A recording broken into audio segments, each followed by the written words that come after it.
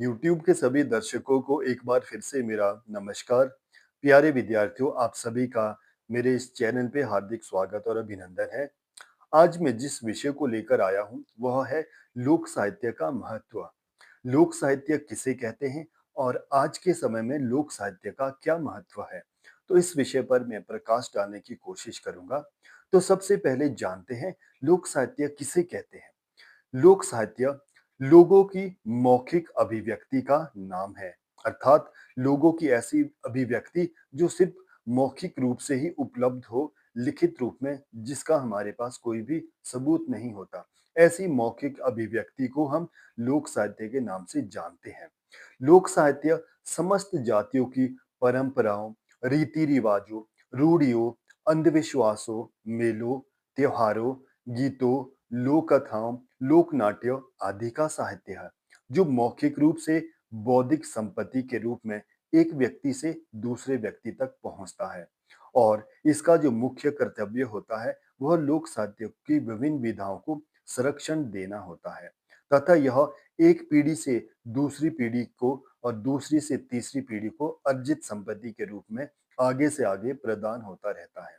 अर्थात लोक साहित्य एक ऐसा साहित्य है जो लोगों का साहित्य, लोगों के लिए साहित्य और लोगों द्वारा रचा गया साहित्य है, जिसकी मौखिक अभिव्यक्ति होती है, जो एक पीढ़ी से दूसरी पीढ़ी और दूसरी पीढ़ी से तीसरी पीढ़ी, पीढ़ी दर पीढ़ी आगे से आगे बढ़ता हुआ आज हम सभी तक पहुंचा है। और इसकी सुरक्षा करना, इसे संरक्षण देना आज हम सबका कर्तव्य भी है। इसलिए आज लोक साहित्य के विषय में जानना बेहद आवश्यक है, क्योंकि इसका एक नहीं अपितु बहुत से महत्व है, जो आज की स्थिति को देखते हुए भी प्रासंगिक है। तो बात करते हैं लोक साहित्य के महत्व की तरफ। तो इसका सबसे पहले हम ऐतिहासिक महत्व के ऊपर चर्चा करेंगे। तो लोक साहित्य ऐतिहासिक दृष्टि से बहुत ही महत्वपूर्ण है, क्योंकि लोक साहित्य के अंतर्गत जो विभिन्न विधाएं होती है, जिनमें लोक कथा, लोक नाट्य, लोकगीत, लोकोक्तियाँ, मुहावरे और इसी के साथ-साथ जो करियाला आदि लोक नाट्य होते हैं, इसके द्वारा हमें बहुत से ऐसे ऐतिहासिक बातों के बारे में ज्ञान होता है, जो लिखित इतिहास में अभी तक उपलब्ध नहीं है। अर्थात लोक साहित्य विलुप्त इतिहास की कड़ियों को जोड़ने का काम करता है। जो लिखित इतिहास में बहुत सी ऐसी राजाओं की बहुत से ऐसे युद्ध है, रजाओं राजाओं की ऐसी बहुत सी कहानियाँ हैं, जिसका ज़िक्र हमें किताबों में नहीं मिलता, लेकिन मौखिक रूप से ये आज भी लोक साहित्य की विभिन्न गाथाओं में, लोक गीतों में, लोक नाट्यों में उपलब्ध है। इसीलिए ऐतिहासिक दृष्टि से लोक साहित्य का बहुत ही महत्व है, क्योंकि यह हमें ऐसे इतिहास के बारे में जानकारी प्रदान करता है, जो अभी तक विलुप्त है। इसलिए लोक साहित्य का ऐतिहासिक दृष्टि से बहुत ही ज़्यादा महत्व है। फिर आते हैं लोक साहित्य के सामाजिक महत्व की तरफ। तो लोक साहित्य का सामाजिक दृष्टि से भी बहुत महत्व है, क्योंकि लो समाज के अंदर लोगों के रहन-सहन, खान-पान, बोल-चाल, आचार-विचार, रीति-रिवाज, मेले-त्योहारों और आभूषण, परिधान आदि के बारे में जानकारी प्रदान करता है। हमें अगर हम लोक साहित्य का अध्ययन करें, तो हमें जिस भी क्षेत्र के लोक साहित्य का अध्ययन करेंगे, हमें उस क्षेत्र की सामाजिक स्थिति का ज्ञान हो जाएगा। उस समय उस क्षेत्र की समाज के लोग कैसे रहते थे, क्या खाते थे, क्या पहनते थे, किस तरह से वो अपना मनोरंजन करते थे, क्या वो कार्य करते थे, क्या उनकी दिनचर्या होती थी और किस तरह आपस में मिल-जुल कर वो किसी भी मुश्किल कार्य को करने में सफल होते थे। कहने का अभिप्राय यह है कि समाज में रहने वाले लोगों के बारे में लोक साहित्य विशेष जानकारी प्रदान करता है। इसलिए लोक साहित्य का सामाजिक दृष्टि से बहुत ज़्यादा महत्व है, क्योंकि यह हमें समाज में रहने वाले लोगों के बारे में वो जानकारी प्रदान करता है, जो आज के आधुनिक युग में विलुप्त होती जा रही है। अब आते हैं लोक साहित्य के आर्थिक महत्व की तरफ। तो लोक साहित्य का न केवल ऐतिहासिक दृष्टि से महत्व है, न केवल सामाजिक दृष्टि से महत्व है, बल्कि इसका आर्थिक दृष्टि से बहुत ज़्यादा महत्व है।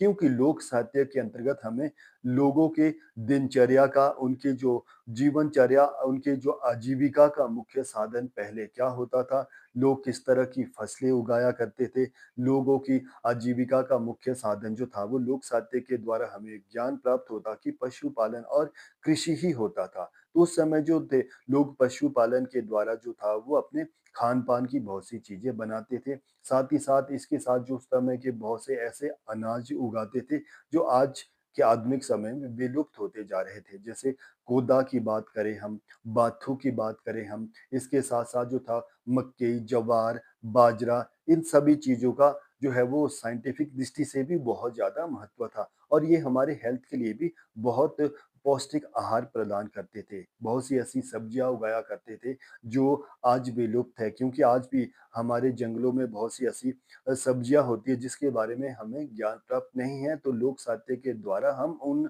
चीज़ों का ज्ञान प्राप्त कर सकते हैं। कहने का अभिप्राय यह है कि लोक साहित्य का आर्थिक दृष्टि से भी बहुत ज़्यादा महत्व है। फिर आते हैं लोक साहित्य के धार्मिक महत्व की तरफ। तो धार्मिक दृष्टि से तो आज भी आज के समाज में काफ़ी महत्व है। तो लोक साहित्य के द्वारा जो है वो बहुत सी ऐसी देवी-देवताओं की कहानी है, क्योंकि हम हिमाचल के लोग हैं और हिमाचल के हर ग्राम में देवता होता है, हर स्थान में देवता होता है, हर घर वालों की अपनी एक कुल देवी होती है, कुल देवता होता है। अगर और उन देवी-देवताओं का ही भय मनुष्य के अंदर बना होता है जो उसे गलत कार्यों पर चलने से रोकते हैं और आज भी यह क्रम कई क्षेत्रों पर जारी है। तो कहने का अभिप्राय यह है कि लोक साहित्य के अंदर हमें बहुत सी ऐसी धार्मिक कथाएँ मिलने देखने को, पढ़ने को और सुनने को मिलेगी, जिसके द्वारा लोगों को सिर्फ़ धर्म पर अटूट विश्वास हो जाएगा और उसे ईश्वर के प्रति आस्था और विश्वास उसका बढ़ जाएगा। मनुष्य जो है वो गलत कार्य पर करने से रुकेगा और गलत रास्ते पर चलने से पीछे हटेगा। कहने का अभिप्राय यह है कि लोक साहित्य के अंतर्गत जो धार्मिक कथाएँ, धार्मिक गीत या धार्मिक नाट्य देखने को मिलते हैं, वो आज भी हमारी धर्म को सबलता प्रदान करते हैं, उसे बल देते हैं। जिस दृष्टि से हम कह सकते हैं कि लोक साहित्य का धार्मिक दृष्टि से भी बहुत ज़्यादा महत्व है। अब आते हैं लोक साहित्य के नैतिक महत्व की तरफ। तो मैं आप सभी को बता दूँ कि एक समय ऐसा होता था जब ना कोई शिक्षा होती थी, ना कोई दीक्षा होती थी। लोगों के अंदर जो है वो अच्छे गुण प्रदान करने का जो कार्यभार होता था, वो लोक साहित्य के ऊपर ही होता था, क्योंकि लोक साहित्य के अंतर्गत बहुत सी ऐसी लोक कथाएँ हैं, लोकगीत है, लोक नाट्य है, जो लोगों को नैतिकता का पाठ पढ़ाते हैं। जैसे-जैसे लोक साहित्य विलुप्त होता चला गया, तो आज के दौर में हम देखते हैं कि लोगों को नैतिकता का पाठ पढ़ाने के लिए नैतिक शिक्षा जैसा विषय पाठ्यक्रम में लगाने की आवश्यकता महसूस हो रही है। लेकिन पहले ऐसी कोई आवश्यकता महसूस नहीं होती थी, क्योंकि लोक साहित्य की विभिन्न विधाएँ ये कार्य करती थी। कहने का अभिप्राय यह है कि अगर हम आज भी इन लोक कथाओं को पढ़ें, लोकगीतों को सुनें, लोक नाट्यों को देखें, तो आज भी ये लोगों को नैतिकता का पाठ पढ़ाने के लिए प्रासंगिक है। इसलिए हम कह सकते हैं कि लोक साहित्य का नैतिक दृष्टि से भी बहुत ज़्यादा महत्व है, जो मनुष्य के अंदर नैतिकता का पाठ पढ़ाती है, उसे सत्य के मार्ग पर चलने के लिए प्रेरित करती है, उसे गलत कार्य को करने से रोकती है। अतः स्पष्ट है कि लोक साहित्य का नैतिक दृष्टि से बहुत ज़्यादा महत्व है। अब आते हैं लोक साहित्य का सांस्कृतिक महत्व। तो लोक साहित्य का सांस्कृतिक दृष्टि से बेहद महत्व है। हम जिस भी क्षेत्र का, जिस भी प्रदेश का, जिस भी देश के लोक साहित्य के विषय में पढ़ेंगे, सुनेंगे, हमें वहाँ की सांस्कृतिक स्थिति का अंदाज़ा हो जाता है। अगर हमें किसी देश की, प्रदेश की या क्षेत्र की सांस्कृतिक स्थिति को जानना हो, तो इसका सबसे सरल उदाहरण सिर्फ लोक साहित्य ही है। इसलिए कह सकते हैं कि लोक साहित्य का सांस्कृतिक दृष्टि से बहुत ज़्यादा महत्व है। और आखिर में लोक साहित्य का भौगोलिक महत्व। लोक साहित्य का भौगोलिक दृष्टि से भी बेहद ज़्यादा महत्व है। हमें लोक साहित्य के अंतर्गत जिस गाँव का, प्रदेश का या किसी भी क्षेत्र की ज़िक्र जिस लोक कथा, लोक कहानी या लोक गीतों में हो, उस क्षेत्र की विस्तृत जानकारी प्राप्त हो जाती है।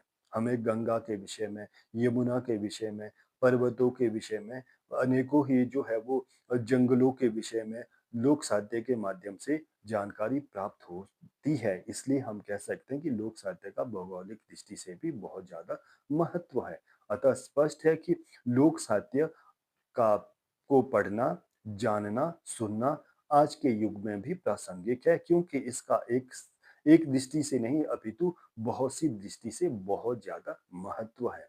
धन्यवाद।